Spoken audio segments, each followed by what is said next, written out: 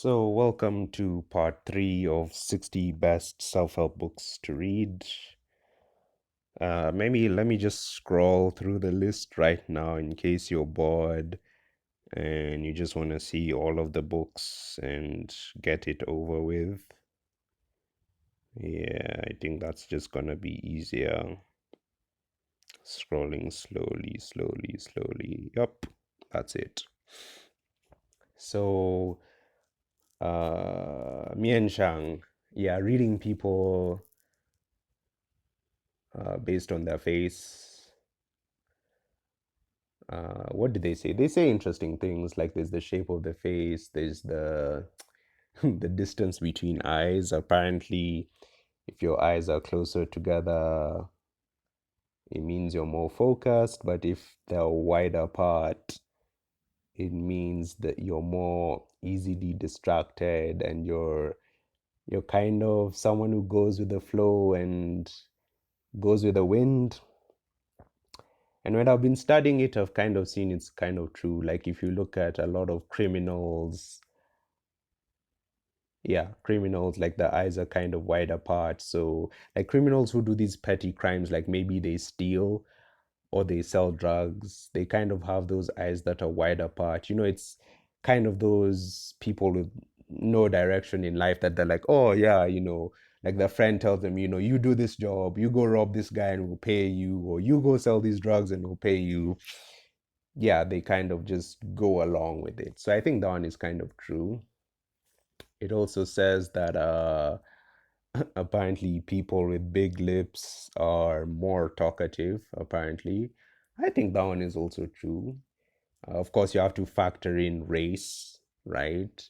So, naturally, for example, Africans do have bigger lips than the rest of the world. So you have to, if you're assessing Africans, you have to be like, okay, for this specific African, does he have big lips relative to other Africans? For white people, do they have big lips relative to other white people, right? I hope this video isn't flagged for racism, but yeah, it's just saying that people with big lips are more talkative. What else did it say? Something about people with high cheekbones being very dominant people, and I think that one is also true, right? So you know when you read something and you kind of internalize it, but you can't really recite it. That's kind of what I'm feeling right now. It's like there's probably more things I remember, and when I look at a person's face, I subconsciously think about it, but reciting it off head, I can't remember. It's like trying to remember the maths you did in high school. Like if someone asks you, what is everything you learned in maths in like year 11 or form 4? You might not remember, but if someone gave you a question, you'd be like, oh yeah, I remember how to do this. But anyway, read the book. The more important one is called Reading People on Sight. I think that's what it's called. I'll check. Let me just check. It's actually called How to Analyze People on Sight. Look for the YouTube video. It's amazing. The book started off by saying I guarantee that you have never heard anything like this before. And I was like, haha, really surprised me. And guess what? It actually surprised me. So this one is actually a book on how to read people based on their body type. There's another book on body language, but this is physically the body type. And he talks about how people can physically like their physical body kind of manifests their personality. So it had 5 body types. It had oblong, thoracic, cerebral, I think fat, and one other type. I think muscular, maybe, right? And the idea, it even had like shapes of fingers and stuff. Anyway, the idea is basically like it says that cerebral people in general, it's okay. The theory behind it is that Mother Nature is the great efficiency expert. So it gives you whatever it gives you or whatever it takes away, it only does so if it's absolutely necessary, right? So it's basically saying people would not have certain features unless they were very necessary. So when it describes cerebral people, it says that they have relatively large heads, like the heads are relatively large to their bodies, and they're not very muscular, and that these people tend to be quite intellectual cerebral people. This is the body type where I think is 100% true. Think about it. All the nerds you see, I mean, maybe it's confirmation bias, but all these Silicon Valley nerds you see, all of them have big heads and skinny bodies. Because that's the thing with being buff, right? You could say maybe they just don't go to the gym. But have you ever seen other people in other fields? They also don't go to the gym, but they look different, right? For example, people can be naturally buff or they can be naturally fat, right? But how many like plus size tech entrepreneurs do you see? Very few. The plus size entrepreneurs are more in traditional brick and mortar businesses, if you think about it. I don't know very many fat programmers. So I think the cerebral thing is 100% true. Uh, so both the Mian Shang and the shape, there's this shape where I don't know if it's oblong, but it basically says people who have a lot of bone tend to be kind of stubborn. I think it said people with a square jaw are usually very stubborn. And if you combine this with MBTI theory, a lot of INTJs that I've seen do have a square jaw and are indeed quite stubborn. And traditional characters who, if you see them in movies who actually are stubborn, do usually have a square jaw. So I think the square jaw thing is really true. Anyway, you read the book and see if it makes a difference, right? Because people will say it's very pseudoscientific. Some people will even say MBTI is pseudoscientific. But as I said, there is a gap in perception that cannot be explained. We have popular people, people who maneuver through society, and they're easily able to read people, gain their confidence, charm them, woo them, and there's clearly some difference between us and them, right? I mean, unless maybe you were one of those people, but anyway, there's clearly some difference. Uh, so that's why I'm saying that these books probably explain some of that difference. But I think these people intuitively can tell. So it also says that fat people are no shock that they're lazy and enjoy being comfortable. I'm not discriminating against fat people, but that's what the book says, not me. But it says that they're actually good at manipulating people because since they don't like expending a lot of energy, they just get other people to do the work. So socially, they're very good. Something about them being happier. I don't know. I mean, there are probably some depressed fat people out there. Not too sure about the happy thing.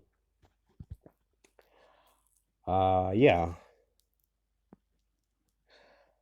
And then there's Paul, is it Tiger or Tiger? I think maybe there are two G's or something. Spotting type. Now that one was more on how to spot type, like MBTI types physically, right? That one was also interesting. So all these books again, they're about how to understand people just by looking at them. And I think they're amazing because I feel like when I look at someone now, I'm able to size them up quite easily, like within the first 8 minutes. Okay, first with by just looking at them, I can already guess some things, but within the first 8 minutes, I have a fairly good understanding of how they are as a person.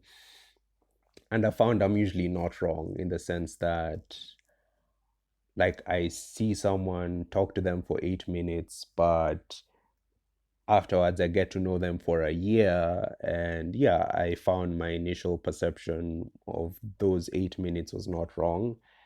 And I'm measuring myself, I'm counting the time like before I read these books and after I read these books. So they have been more accurate in getting me to understand people. Like I can tell, from before I read the books to after I read the books, that there is a difference in my ability to perceive people, whether it's relationships, friendships, um, informal friendships like bosses, work acquaintances, teachers, lecturers, those kind of things. Yeah. There's another book I'd wanted to mention. I don't know if I'd written it. It was before I go to that one. It was called In the Grip. Let me see if it's here. Uh, I'll check later. But there's another book called In the Grip. So it talks about MBTI and the inferior function. Let me just write it, and if I've repeated it, we'll delete it. I mean, if you Google it, I don't know who the author is. I'll check later. Let me just check now. So, In the Grip by Noami, I can't pronounce that last name and I don't want to butcher it. So it talks about MBTI. Maybe I should have put these books separately, but anyway, it talks about MBTI and the inferior function. So it talks about how each type struggles with the inferior function. So, like IXTPs, the inferior function is FE. So sometimes they might have emotional outbursts or trouble controlling their emotions. Like, they might be very calm most of the time, but then they get angry. I mean, though ISTPs are stereotypically portrayed as having a lot of anger issues. Like every angry, badass person in media is always typed as either ISTP or ESTP. Like, what's his name? John McClane. Yeah, John McClane and Rambo, they're always depicted as somehow getting angry. Those are ISTPs. But anyway, the book explains a lot about how people deal with the inferior function. It says how, like, ENTPs, ENFPs, they're hoarders. They really, really like hoarding a lot of stuff, and they're very disorganized because they see the possibilities in the stuff that they'll use. They're like, oh yeah, I'll keep this for later because I'll probably use it for something cool or important. Yeah, so uh, E EX no ENXPs have serious troubles with hoarding. And in fact, that can be the downside to a relationship with them. They say that relationships between two perceivers normally doesn't work because both of them are messy. So, like an INTP and an ENTP, the issue is both of them will be really messy. So, if one of them was a judger, it would make more sense, right? Unless you don't really care. I think the book on Spotting Type by Paul Tigger. Let me just put another G there. He gives descriptions, like he talks about couples, and you try and spot them before he tells you at the end which type they are. So yeah. But in the grip, as I was saying, people have different issues with the inferior function. For ES XPs, it's really future planning. They're really short-sighted. They make poor long-term decisions. So ideally, what it's saying is there should be a lot of balance when it comes to dating. But I don't know. As an INTP, I like ENFPs, and I like ENFPs and ENTPs. I don't mind being the neat one because, again, though people accuse INTPs of being messy, our inferior function is FE, not SI. So we're actually much neater than people give us credit for, especially if your difference between perceiving and judging is like lower than 40%, like I think the first time I did the test, it was like 12%. So I think it's easy. I think an introverted perceiver, it's easier for them to be clean than an extroverted perceiver. That all sounds like gibberish to someone who doesn't read MBTI, but read it and find out. Next is Click Millionaires by Scott Fox. That's a book on how to make money online through affiliated marketing. And there's another book called The 1 Minute Millionaire. Where is it? Yeah, The 1 Minute Millionaire. Best book, hands down, the best book I have ever read on making money. The absolute best, like literally the best, most underrated book on making money. It deserves its own video. The 1 Minute Millionaire by Robert G. Allen. He talks about all the ways you can make money, and he has two sides to the book. One is through storytelling, and the other is through like just the logical part of it. So if you're a right-brained or left-brained person, the book caters to both people. Although I think when I type people in terms of personality, I use more complex systems. But really a very, very good book.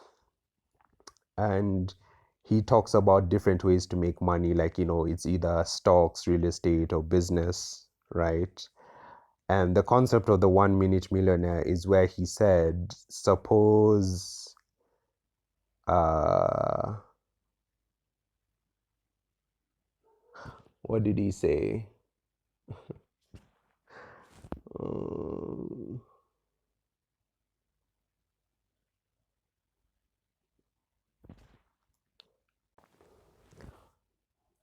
okay, he's saying, like, suppose you have a mailing listing, right?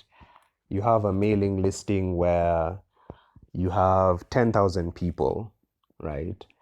And you want to sell a product, right, worth 10,000, for example. So essentially, you message those 10,000 people, and only 1% of them respond that they want to buy your product, right? So 10,000 people, uh, the product is worth 10,000, only 1% want to reply. So from each person, you're only getting 10,000, but 1% of 10,000 is 100. So if you think he's like, but wait, 100 times 10,000 is 1 million. So he was saying it is physically possible to make 1 million in 1 minute. So I'll stop this video there and we'll talk more about it later.